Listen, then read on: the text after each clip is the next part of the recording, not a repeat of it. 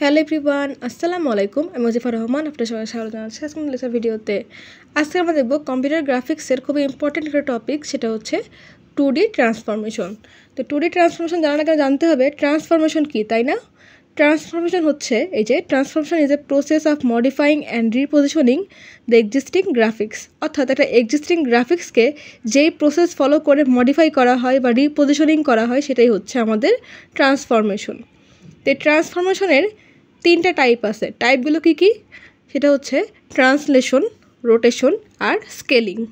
Translation কি? Translation হচ্ছে moves an object from one location to another without changing it's shape, size etcetera. অর্থাৎ translation হচ্ছে কোনো একটা অবজেক্টকে তার বর্তমান অবস্থা থেকে নতুন করে একটা অবস্থানে সরিয়ে নেওয়ার পদ্ধতি, ঠিক আছে, বা একটা প্রসেস। অর্থাৎ যে প্রসেস ফলো করে কোনো একটা অবজেক্টের আকার আকৃতি পরিবর্তন না করে এক স্থান থেকে অন্য স্থানে মুভ করানো হয়, সেই প্রসেসটাই হচ্ছে ট্রান্সলেশন, ট্রান্সলেট করা যাকে বলে, ঠিক আছে। এরপর হচ্ছে ট্রান্সলেশন গেল, এবার হচ্ছে rotation. Rotate an object about A fixed point. অর্থাৎ রোটেশন হলো একটা অবজেক্টকে কোনো নির্দিষ্ট পয়েন্ট অর্থাৎ নির্দিষ্ট বিন্দুর চারপাশে ঘোরানোর যে পদ্ধতি, অর্থাৎ রোটেট করা, কোনো নির্দিষ্ট কোণ বা অ্যাঙ্গেলের উপর ডিপেন্ড করে সেটাকে রোটেট করার যে পদ্ধতি বা ঘোরানোর যে পদ্ধতি সেটাই হচ্ছে রোটেশন। এরপর কি? স্কেলিং। স্কেলিং কী করে? Changes the size of an object without altering it's shape. অর্থাৎ স্কেলিং হলো এমন একটা প্রসেস যার মাধ্যমে আমরা কোনো একটা অবজেক্টকে তার সাইজ বা শেপ পরিবর্তন করে, অর্থাৎ শেপ পরিবর্তন না করে তার সাইজকে ম্যাক্সিমাইজ করতে পারি বা মিনিমাইজ করতে পারি। যেমন ধরেন একটা বক্সকে আমরা যদি জুম করি তাহলে কী হবে? এটা ম্যাক্সিমাইজ হবে। আবার জুম আউট করি তাহলে কী হবে? সেটা মিনিমাইজ হবে, তাই না? এই যে বাট বক্সের যে শেপটা সেটা কি চেঞ্জ হচ্ছে? চেঞ্জ তো হচ্ছে না, জাস্ট সেটাকে স্কেল করে একবার বড় করা হচ্ছে, একবার ছোটো করা হচ্ছে। এই কাজটা করে থাকে হচ্ছে স্কেলিং। তো হোপফুলি আপনারা ট্রান্সলেশন এবং ট্রান্সলেশনের টাইপগুলো বুঝতে পারছেন। তো এখন আমরা দেখব আমাদের যে মেন টপিক সেটা হচ্ছে 2D ট্রান্সফরমেশন। সেটা কি এখন দেখে নেওয়া যাক। তো 2D ট্রান্সফরমেশন হচ্ছে এই 2D transformation deals with object in a two dimensional plane. অর্থাৎ 2 ডাইমেনশনাল যে স্পেসটা সেটার মধ্যে ট্রান্সফরমেশন করা হয় সেটাই হচ্ছে 2D ট্রান্সফরমেশন। যেমন ধরেন এখানে দেখানো হয়েছে এটা হচ্ছে এক্স অ্যাক্সিস, এটা হচ্ছে ওয়াই অ্যাক্সিস। তো আমাদের এক্স অ্যাক্সিস এবং ওয়াই অ্যাক্সিস জন্য একটা ওল্ড ভ্যালু দেওয়া আছে, এই যে এক্স ওল্ড ওয়াই ওল্ড। তো এটা যখন আমরা ট্রান্সলেট করব বা ট্রান্সফর্ম করব, ট্রান্সফরমেশন প্রসেস ফলো করব, তখন একটা নতুন কোঅর্ডিনেট পাবো এক্স নিউ এবং ওয়াই, এক্স নিউ আর ওয়াই নিউ এর জন্য তাদের নতুন একটা আউটপুট পাবো, তাই না? তো এই যে এই কাজটা, অর্থাৎ একটা 2 ডাইমেনশনাল স্পেসের উপরে আমরা যখন একটা ট্রান্সফরমেশন অ্যাপ্লাই করি প্রসেস, সেক্ষেত্রে আমরা নতুন একটা অবজেক্ট ক্রিয়েট করতে পারবো। এই জিনিসটাই হচ্ছে 2D ট্রান্সফরমেশন করে থাকে।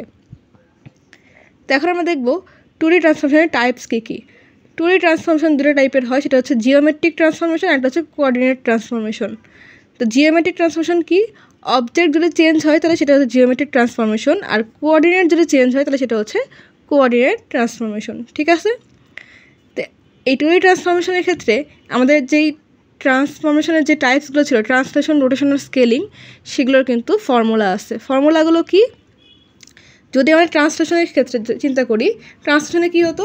কোনো একটা মানে পয়েন্টের সাপেক্ষে আমরা কোনো একটা বস্তুকে জাস্ট মুভ করতাম, মানে কোনো ওই অবজেক্টের কোনো শেপ বা সাইজ চেঞ্জ হতো না, তাই না? জাস্ট মুভ করা যেত, এদিক থেকে ওদিক সরানো যেত, আর তো কোনো কাজ করা যেত না, তাই না? তাহলে এখন কোনো একটা মানে পয়েন্টের সাপেক্ষে তার কোঅর্ডিনেট যদি এক্স ওয়াই হয়, কোঅর্ডিনেটের কোনো একটা যদি এক্স ওয়াই হয়, তাকে আমরা কি করতে পারি? এই যে টি ওয়াই এবং টি এক্স সাপেক্ষে যদি চেঞ্জ করতে চাই তার অবস্থানটা, তাহলে কী হবে? নতুন কোঅর্ডিনেট কী পাবো?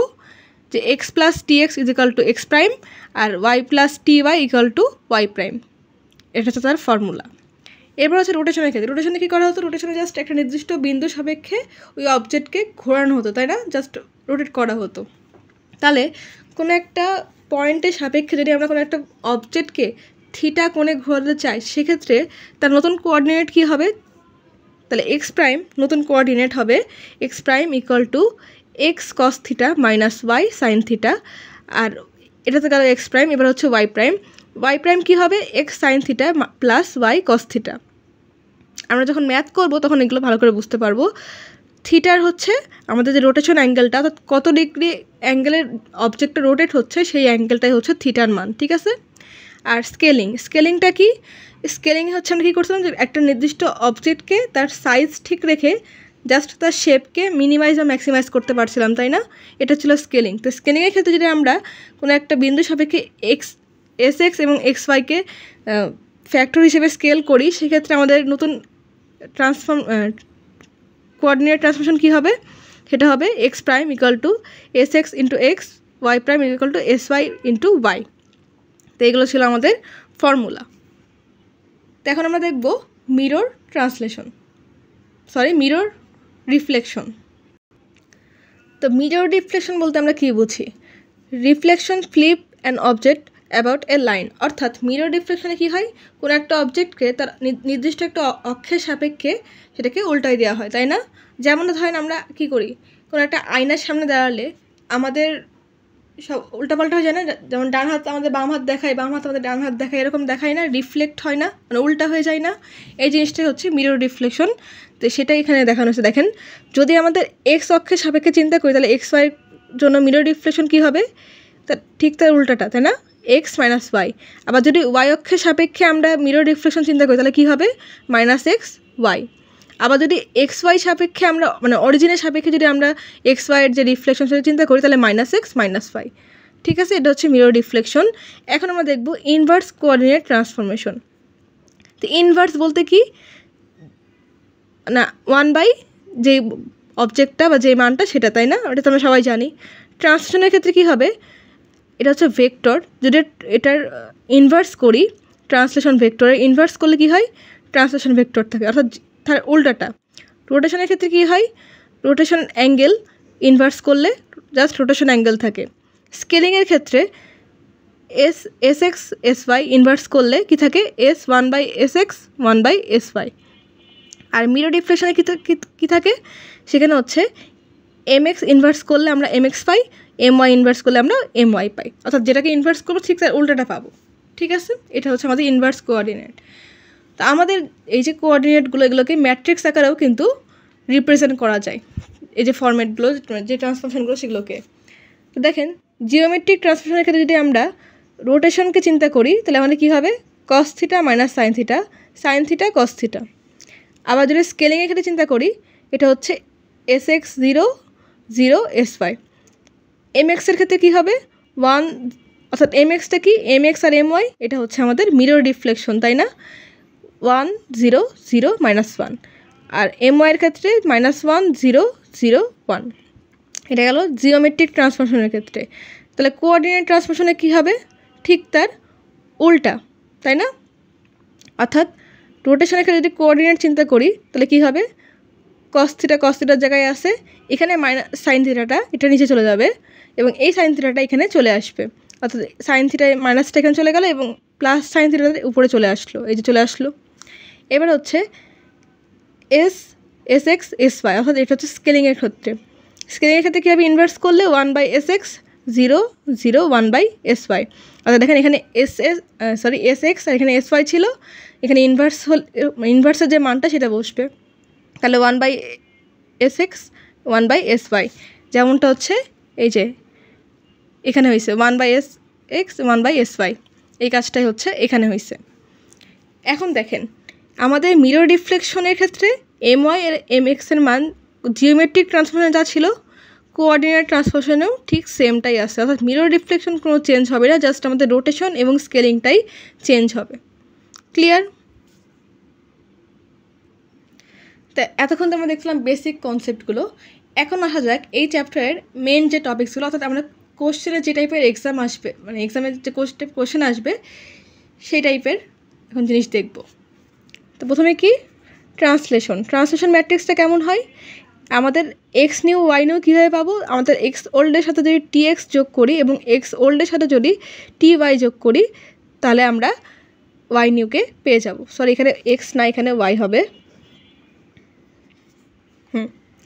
এক্স ওল্ডের সাথে টি এক্স, ওয়াই ওল্ডের সাথে টি ওয়াই যোগ করলে আমরা যে মানটা পাবো সেটা হচ্ছে আমাদের এক্স নিউ এর মান এবং ওয়াই নিউ এর মান। ঠিক আছে, এটা হলো ট্রান্সলেশন ম্যাট্রিক্স। এখানে আমরা দুইটা মানে ম্যাট্রিক্সে মানে দুইটা ওয়েতে এক্সাম্পল সলভ করতে পারি। এই ম্যাট্রিক্স ওয়েটা সলভ করতে পারি অথবা নর্মালি প্লাস মাইনাস করে আমরা ক্যালকুলেশন করতে পারি। দেখাবো, আমি স্টেপ বাই স্টেপ সবগুলো দেখাবো। তো এটা একটা ট্রান্সলেশন ম্যাট্রিক্সের ক্ষেত্রে যদি ট্রান্সলেশন ম্যাট্রিক্সটা হোমোজিনিয়াস হয় সেক্ষেত্রে কী হবে, আমাদের একটা 1 যোগ হবে। দেখেন এখানে একটা 1 যোগ হয়েছে, এখানেও একটা 1 যোগ হয়েছে, ঠিক আছে। তো এখানে কী হয়েছে দেখেন এক্স নিউ ওয়াই নিউ এই যে সেম আছে, এখানে জাস্ট একটা 1 যোগ হয়েছে। এখানে কী হয়েছে আমাদের এক্স ওল্ড আর ওয়াই ওল্ডের ক্ষেত্রে আমরা কি দেখছিলাম, ট্রান্সলেশনের ক্ষেত্রে টি এক্স এবং টি ওয়াই বরাবর ধরছিলাম না কোনো একটা অবজেক্টকে সরানোর ক্ষেত্রে। তাহলে এখানে কী হলো 1 0 tx 0 1 tx 0 0 1, অর্থাৎ ডায়াগোনাল বরাবর সবগুলো 1 হলো আর tx আর ty তো আগের মতনই থাকছে। আচ্ছা গুণ করবো কার সাথে, গুণ করবো হচ্ছে x old y old are 1। তাহলে আমরা দেখলাম যে ট্রান্সলেশন ম্যাট্রিক্সটা কীরকম ছিল, যে আমাদের ওয়াই ওল্ড এক্স ওল্ডের সাথে টিএক্স টিওয়াই যোগ হচ্ছিল। ট্রান্সলেশন ম্যাট্রিক্স যদি হোমোজিনিয়াস হয় সেক্ষেত্রে কী হচ্ছে, আমাদের সব ডায়াগোনাল বরাবর 1 হচ্ছে এবং টিএক্স টিওয়াই থাকছে, তার সাথে কী গুণ করতে হবে, আগে ছিল যোগ করতে হবে, এখন গুণ করতে হবে। হোমোজিনিয়াসের ক্ষেত্রে কাকে গুণ করতে হবে, গুণ করতে হবে এক্স ওল্ড ওয়াই ওল্ড এবং এই যে 1কে গুণ করতে হবে। এটা হচ্ছে ফর্মুলা, ঠিক আছে।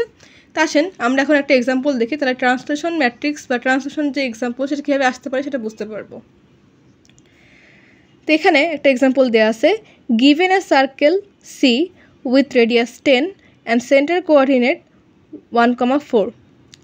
অর্থাৎ আমাদের কী দেওয়া আছে, একটা সার্কেল দেওয়া আছে সি, তার রেডিয়াস হচ্ছে 10 এবং সার্কেলের যে কোঅর্ডিনেট সেন্টার কোঅর্ডিনেট সেটা হচ্ছে 1 আর 4, এক্স হচ্ছে 1 ওয়াই হচ্ছে 4।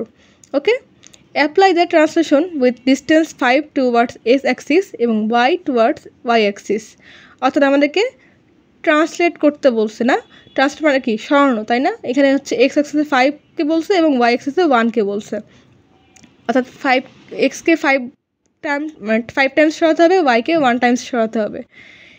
এবার কি বলছে, obtain the new coordinates of C without changing its radius. অর্থাৎ রেডিয়াস যে 10 দেওয়া আছে এই রেডিয়াস 10কে ফিক্সড রেখে, এর রেডিয়াসকে ফিক্সড রেখে আমরা এখন কি করব, এই যে নতুন যে কোঅর্ডিনেটগুলো সেগুলোকে খুঁজে বের করব। সেটা কী হবে দেখেন, আমাদের কোশ্চেনে এক্স ওল্ড এবং ওয়াই ওল্ডের মান দেওয়া আছে, তাই না, মানে সেন্টার কোঅর্ডিনেট যেটা সেটা 1,4 আর নিউ যেই ডিস্টেন্সটা সেটা কত দেওয়া আছে, ডিস্টেন্স হচ্ছে এক্সের জন্য 5 আর ওয়াইয়ের জন্য হচ্ছে 1। এই লিখে নিলাম টিএক্স টিওয়াই হচ্ছে 5 আর 1, ঠিক আছে। এখন আমরা কি করব, ট্রান্সলেশনের যে ইকুয়েশনটা সেটা অ্যাপ্লাই করব। তো দেখেন ট্রান্সলেশনের জন্য আমাদের কি ফর্মুলা ছিল এখানে, এই যে এক্স নিউ এর জন্য আমরা এক্স ওল্ডের সাথে যদি টিএক্সকে যোগ করি তাহলে এক্স নিউ এর মান পাবো, আর ওয়াই নিউ এর জন্য ওয়াই ওল্ড সেটা যদি টিওয়াই যোগ করি তাহলে সেক্ষেত্রে আমরা ওয়াই নিউ এর মানটা পাবো। সেম কাজটাই করছি, এই যে x new is equal to x old plus TX. তাহলে এক্স ওল্ডের মান কত, এটা হচ্ছে এক্স, এটা হচ্ছে ওয়াই, এটা হচ্ছে এক্স, এটা হচ্ছে ওয়াই।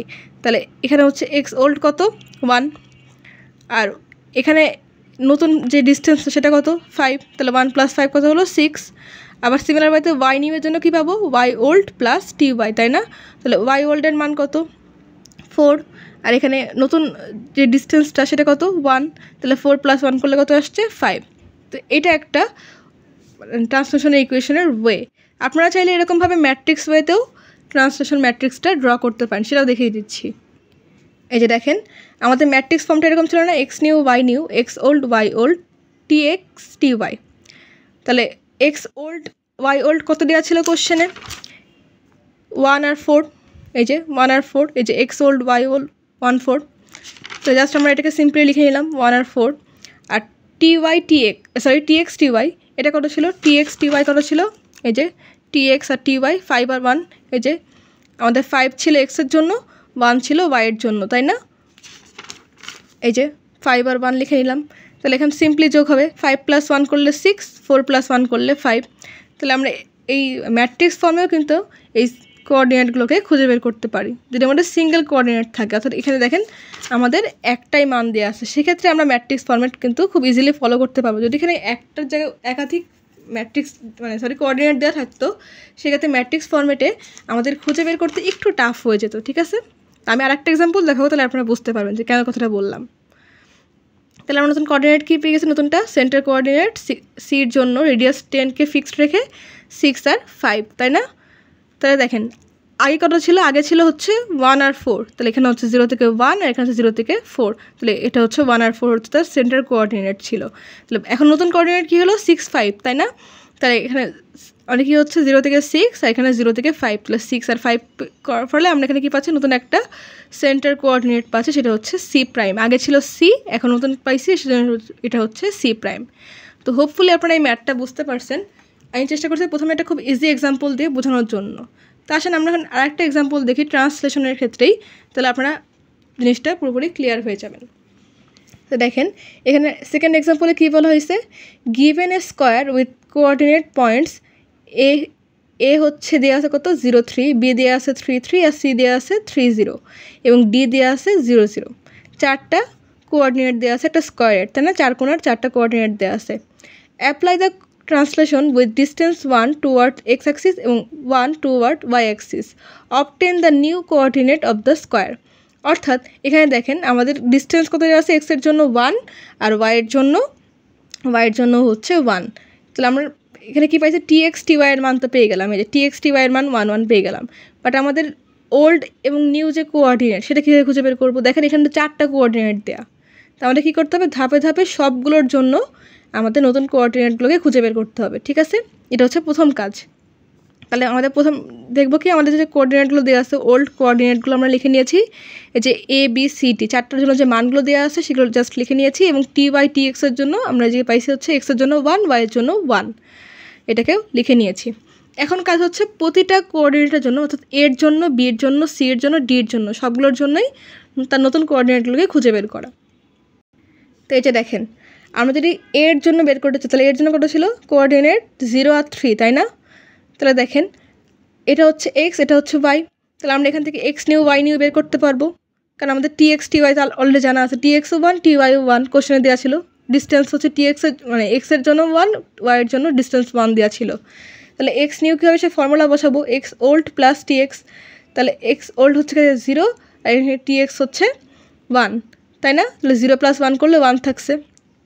এবার ওয়াই নিউ কীভাবে পাবো, ওয়াই ওল্ড প্লাস টি ওয়াইয়ের মান তো আগে থেকে জানি 1, আর ওয়াই ওল্ডের মান কত এখানে 3, তাহলে 3 + 1 করলে কত আসছে 4। তাহলে এর জন্য নতুন কোঅর্ডিনেট কত, মানে কোনটা পাইছি আমরা 1 আর 4, তাই না। এবার হচ্ছে বি এর জন্য কত দেওয়া ছিল 3 3, এই যে কোশ্চেনে যে মানগুলো দেওয়া ছিল সেগুলোই আর কি। এর জন্য বের করলাম, এখন বির জন্য বের করছি। তাহলে এখন যদি বির জন্য বের করতে চাই সেক্ষেত্রে কী হবে, আবার সিমিলার হতে same formula, x new equal to x old plus T X. তাহলে এক্স ওল্ড কত দেওয়া আছে 3, এটা হচ্ছে এক্স, এটা হচ্ছে ওয়াই, তাহলে এক্স হচ্ছে 3 দেওয়া আছে আর টি এক্সের মান তো 1 আমরা জানি, তাহলে 3 + 1 করলে কত আসছে 4।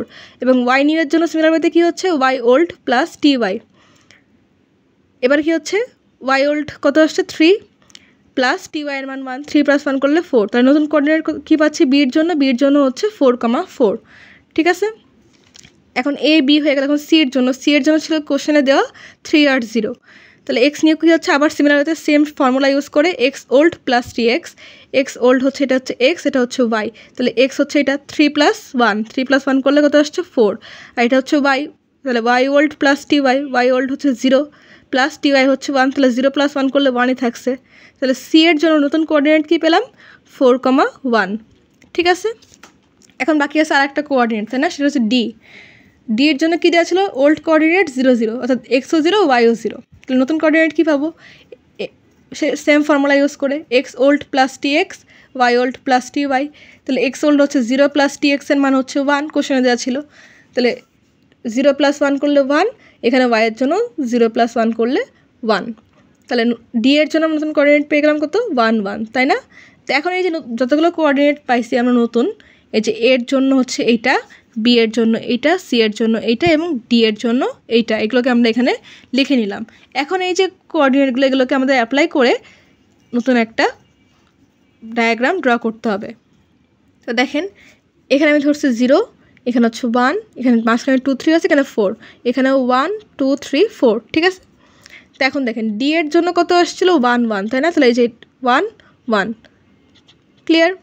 এরপর হচ্ছে আমাদের এর জন্য কত আসছিল 1 4, তাহলে এখানে হচ্ছে 1, এখানে এখানে হচ্ছে 1, এখানে হচ্ছে 4, তাহলে 1 4 পেয়ে গেলাম আর একটা পয়েন্ট। এরপর হচ্ছে বি এর জন্য কি 4 4, তাই না, এই যে 4 4, এটা হচ্ছে বি এর জন্য। এবার হচ্ছে সি এর জন্য কি 4 1, তাহলে 4 এই যে 1, এখানে একটা কোঅর্ডিনেট পেয়ে গেলাম। তাহলে এই যে 4টা পয়েন্ট এগুলো যদি আমরা একসঙ্গে মানে লাইন দিয়ে ড্র করে দিই তো এটা কী হয়ে গেল, নতুন একটা স্কোয়ার শেপ হয়ে গেল। এবং তাদের কোঅর্ডিনেটগুলো হচ্ছে এইগুলো, এই যে এ হচ্ছে 1 4, এই যে এ 1 4, বি হচ্ছে 4 4, সি হচ্ছে 4 1 আর ডি হচ্ছে 1 1। ক্লিয়ার? আমরা এরকমভাবে যদি একাধিক কোঅর্ডিনেট দেওয়া থাকে সেখানে সবগুলোর জন্য আলাদাভাবে সবগুলোর জন্যই করব, মানে এক্স নিউ ওয়াই নিউ বের করব, তারপরে নতুন কোঅর্ডিনেট পাবো এবং সেখান থেকে আমরা তার স্কোয়ারটাকে আবার রিড্র করব।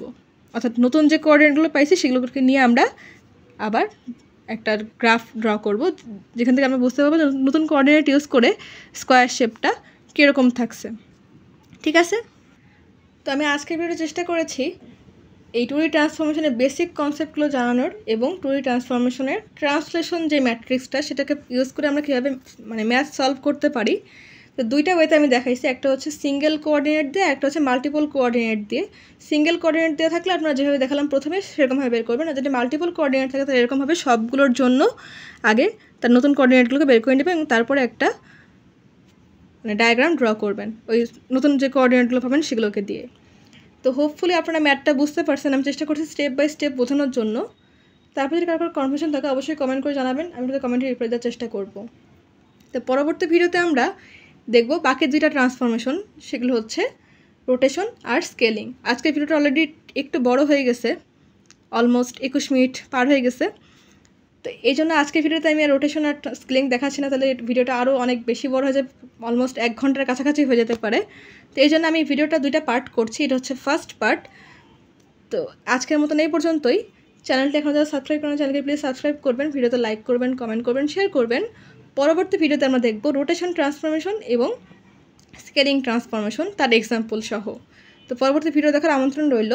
আজকের মতন আল্লাহ হাফেজ।